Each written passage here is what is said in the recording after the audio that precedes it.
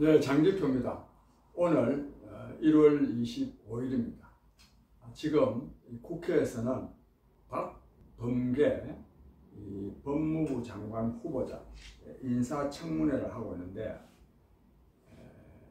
인사청문회 하기 전부터도 박범계 의원은 법무부 장관으로서의 자격을 갖추고 있지 못함이 여러 측면에서 판명되었습니다.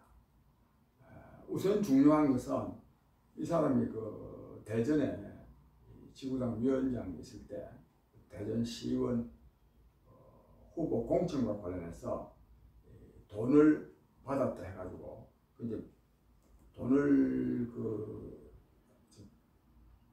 요구해가지고 요구한 대상이 누구냐 하면 국민의힘 대전에 있는 유성구 당협위원, 이 사람이 김소연 씨가 국민의힘에 오기 전에 민주당 소속으로 있을 때 그때 돈을 요구해가지고 그 보좌관이 2사람이나 구속됐습니다.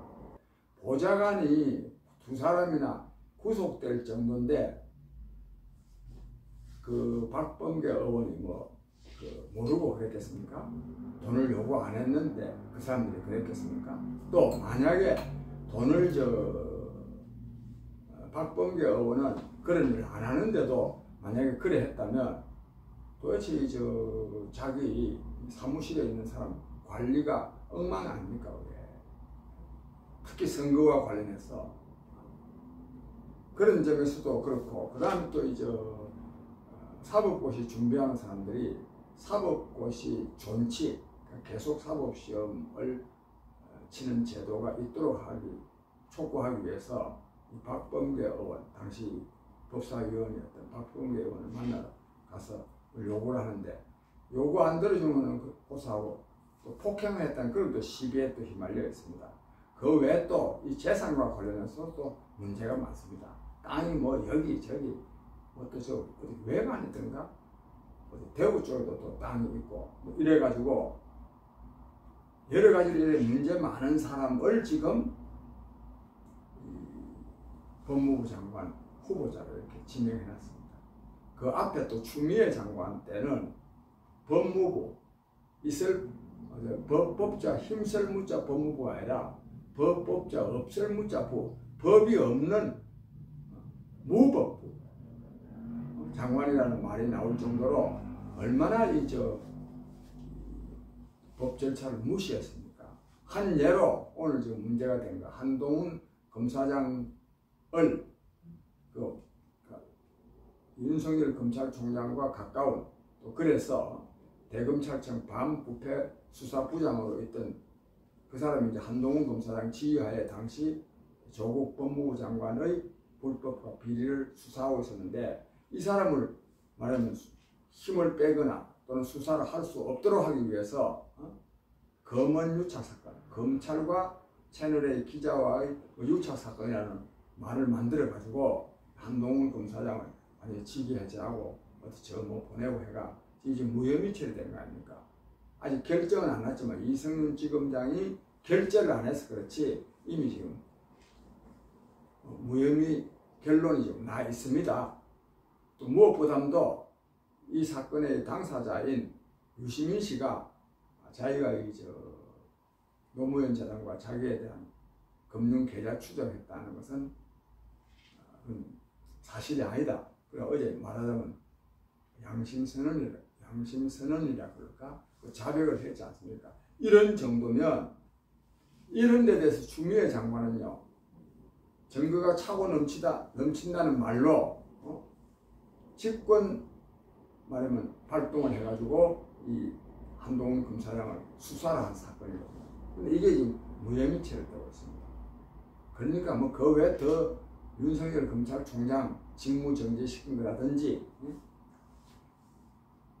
또는 이 징계 2개월 또 처분한 거라든지 그게 또 전부 다 법원의 판결에 의해서 또 효력이 정지된 거라든지 볼 때 이런 사람들을 법무부 장관으로 시킵니다. 이런 사람들을 하나만 더 말씀드리면 이 공수처라는 것은 고위공직자 범죄수사처인데 고위공직자 중에도 가장 문제가 되는 사람은 누구냐? 대통령과 그 대통령 말하면 친인척들, 또 이 권력의 실세들. 그런데요, 이 문재인 대통령은 대통령 된 다음에 대통령 친인척의 불법과 비리를 감시하는 특별감찰관 제도가 있는데 아예 특별감찰관을 임명도 안 했습니다. 지금 거의 4년째. 그러니까 이 고위공직자, 특히 대통령 주변 인사들의 불법과 비리를 단속할 의사가 전혀 없는 사람들입니다. 이런 사람들이 공수처를 만든다고 하는 것은 그야말로 권력 실세들의 불법과 비리를 조사하는 검찰, 또 이걸 또 단죄하는 법원을 완전히 권력에 예속화시키기 위해서 하는 지심을 다 드러나고 있는 거 아니겠습니까? 국민 여러분, 이것이 문재인 정부입니다. 이것이. 그러니까 무슨 검찰 개혁, 공수처 설치 등등 하지만 이런 것은 전부 다 권력형 부정, 불법을 은폐하기 위한 수단이라고 하는 것이 너무나 명백합니다.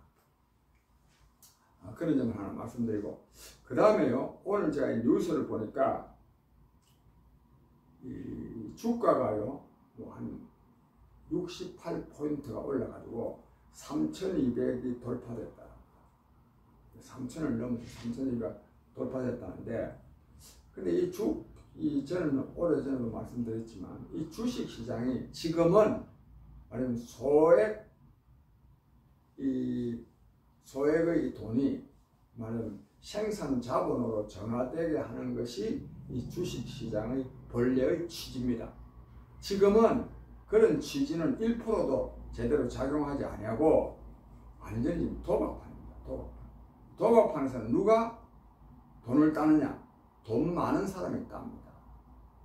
돈 많은 사람. 지금도 이게 지금 제가 이 언론 보도에 보니까 이번에 3,200까지 이제 올라가는 3,000을 올라가는 사이에 1,000만 원 정도, 1,000만 원 미만을 가지고 주식을 투자한 사람들은 돈을 벌기를 얼마 벌었냐면 약 평균 쳐서 90만 원을 벌었답니다.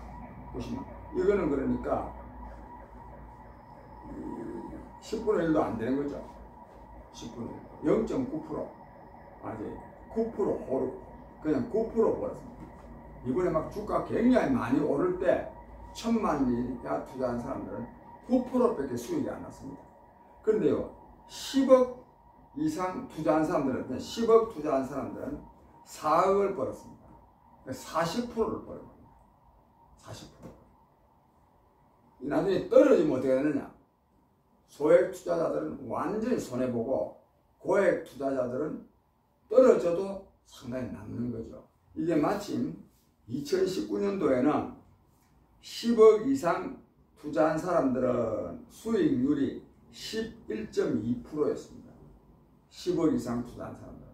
그런데 1,000만 원 미만 투자한 사람들은 마이너스 9.8%입니다. 그러니까 이 말하자면 개미 투자자들, 요즘 동학 개미를 한다는데 이 사람들은 올라갈 때도 수익률이 굉장히 낮고 내려가면 어떻게 되냐? 기관 투자자들이나 아니면 큰 손들은 별로 손해를 안 보는데 이 개미 투자자들만 왕창 이렇게 손해를 봅니다.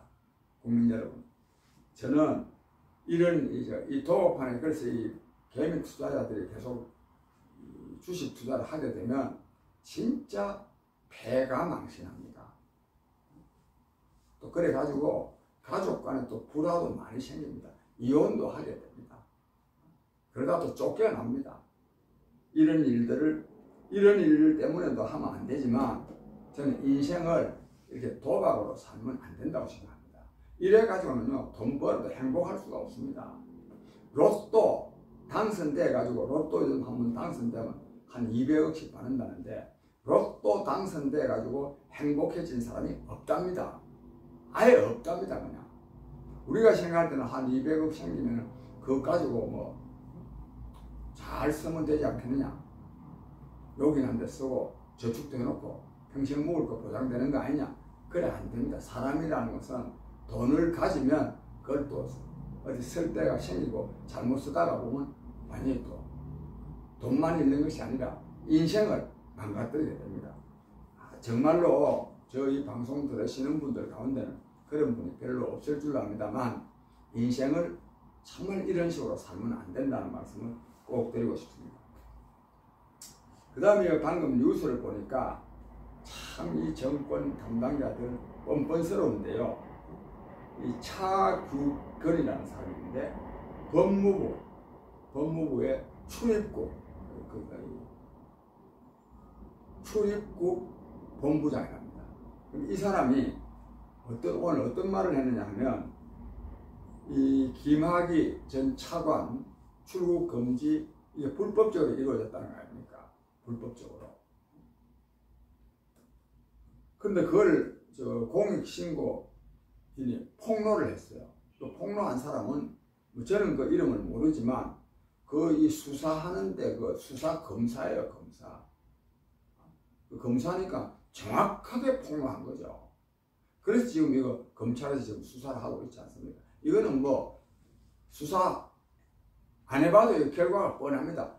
그 수사했던 검사 중에 한 사람이 이걸 고발한 거니까 내용을 잘 알고 고발한 거거든요. 이런 일에 대해서 그래가지고 이제 이 정권이 이제 입장이 난처하게 되니까 이 차규근 법무부 출입국 본부장이 공무상 기밀 누설죄를 적용해서 처벌하는 것을 법제화해야 되겠다 이렇게 하고 있습니다. 이렇게나 뻔뻔스러운 사람들입니다. 이렇게나 이거 이 권력기관 내의 이 불법 부패 이런 것은 내부자 고발이 없으면 알 수가 없습니다. 내부자 고발. 그 내부자 고발을 아주 보호하고 특히 우리나라도 지금 내부 고발자를 지금 보호하는 법이 좀 불충분하지만 제정되어 있습니다. 또 이 제정되게 하는데 저도 상당한 노력을 기울였습니다. 한 3, 4년 전에. 미국 같은 데는요, 굉장히 이게 철저하게 이게 내부 고발자들이 보호받고 있습니다. 근데 이걸 없애겠다고. 즉, 공무상 기밀을 누설한 것이다 해가지고 처벌하려고 합니다. 저는 이걸 보면서 앞으로 이게 이제 단순히 김학의 전 차관 출근 문제만이 아니라 앞으로요 이 정권 불법 부정 부패가 내부 고발자에서 많이 지금 드러나게 생겼거든요. 그걸 막겠다는 겁니다. 단순히 이 사건은 하나가 문제가 아닙니다. 국민 여러분, 그만큼 이 정권은 불법과 부패의 소굴이 되어 있습니다. 오죽하면 이 강준만 교수가 권력은 사람의 뇌를 바꾼다 하는 그 책을 통해서 부패는 권력의 숙명인가, 그 다른 권력 보고 말하는 게 아니라 문재인 권력 보고, 문재인 이 권력은 은필칭 뭐 진보 운운하고 민주화 뭐 운운했던 사람들 아닙니까? 진보, 민주화, 이 부정부패하고 담사는 세력이라는 이미지를 갖고 있거든요. 그런 사람들이 권력을 잡으니까 완전히 그냥 부패의 소굴이 됐다 이런 뜻입니다. 이런 뜻. 마침 이제 이 책과 관련해서 말씀드리면 그래서 이 정권이 너무너무 부패해 있습니다. 이 사람들이 지금요 적폐청산을 내걸고 집권도 하고 박근혜 정권 사람들을 엄청나게 잡아넣었지만 이 지금 구적폐보다도 비교할 정도가 아닙니다. 이 신적폐가 엄청나게 많습니다. 그래서 공무상 비밀누설죄라는 이름으로 처벌하겠다고 하는 것은 이 정권이 저지른 범죄를 밖으로 고발할 수 없도록 하기 위한 조치다. 저는 그렇게 봅니다. 그다음에 끝으로 제가 이제 얼마 전에 광준만 교수가 쓴 권력은 사람의 뇌를 바꾼다. 뇌를 어떻게 바꾸냐? 부패, 불법하고 부패를 일상적으로 하는 즉 내로남불, 후한무치, 적반하장하는 그런 사람으로 바꾼다. 이런 책을 제가 보고 야, 참 이 사람 문재인 정권의 이 불법과 부정을 아주 백서라는 말로 표현할 수 있을 정도로 아주 잘 정리를 해놨습니다. 근데 어제는 제가 마침 시간이 돼서 강준만 교수가 쓴 사가지 없는 정치라는 책을 보게 됐어요. 사가지 없는 정치. 이건 또 제목이 뭔가 하면 진보는 어떻게 독선과 오만에 빠졌는가, 부제가 그러는데 이것도 역시 독선과 오만 때문에 불법과 부패가 만연하게 됐다는 겁니다. 이런 책인데 저는 이 책을 보면서 하나는 이 문재인 정권의 이 불법과 부패를 어떻게 이렇게나 자세하게 알았는가, 그 제가 놀랬고, 제가 또 다행스럽게 생각하는 것은 저는요 이 문재인 정권이 들어서서 하는 이 내로남불, 후한무치, 적반하장의 행태를 말하면 이른바 진보 진영의 이른바입니다. 이른바 진보가 아닙니다. 수구 진영이죠. 수구 진영이 하지 않는 것을 보면서 야, 지식인들이 저래 하면 되느냐.